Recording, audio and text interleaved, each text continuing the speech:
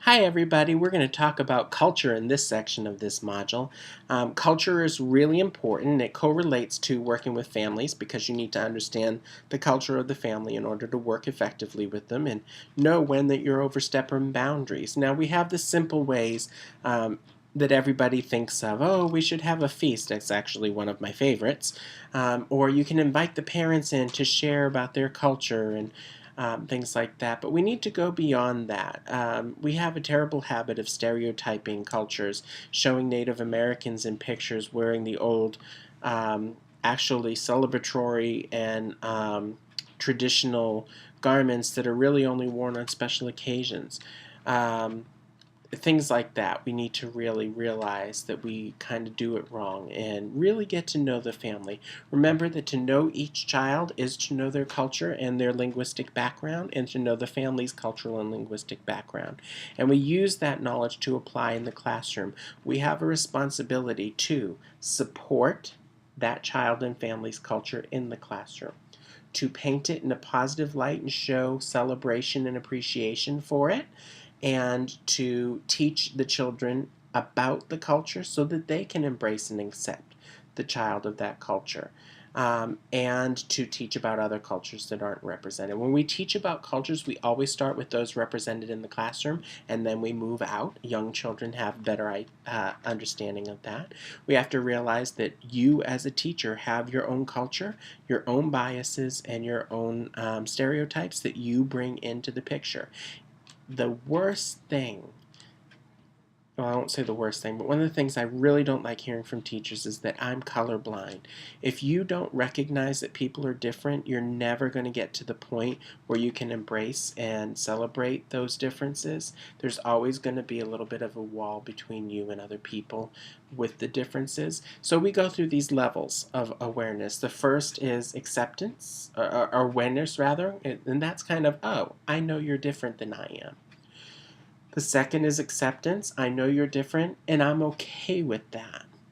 The third is appreciation, and that is, I know you're different, I'm okay with that, and I'm glad it's that way. I wouldn't have it any other way. And then there's celebration, where we're really fantastically happy that everybody's different, and we realize we need it that way for this world to work. And so we have to know where we are. We go through these levels with every new difference we run into. And so it's important that you're honest with yourself, otherwise, you'll end up hurting children and families without realizing it. I'll give you an example. Um, we had two teachers in a preschool that I used to run, and the teachers came to me and kept complaining about these same two little boys that were African American. And then the teachers came to me one day and said, I just want you to tell me the truth. It seems like the only problems I have are with the little African American children. Am I being culturally irresponsible or disrespectful? And I had to tell them yes. Yeah, if you can say that only the children from this one race or culture are your troublemakers, then there's something within your own culture that's getting in the way, 9 times out of 10. So we explored that together.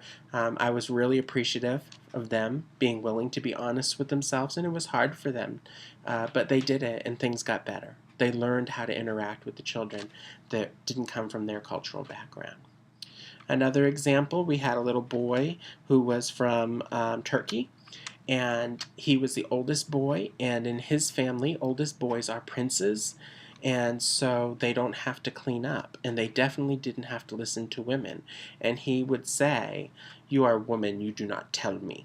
And so I had to talk with his dad and explain to his dad that we want to support his family culture at home, but he's also going to an American school system, and that is not acceptable in school. And so we had to talk to him and say, when there's a teacher that tells you to put something away, you have to put it away, because he would just leave it on the floor. So you have cultural negotiations and cultural dialogue, and it's important to be honest in those dialogues and to share openly and not be disrespectful or judgmental. And realize that you give and take. You know, some things are going to work and some things aren't.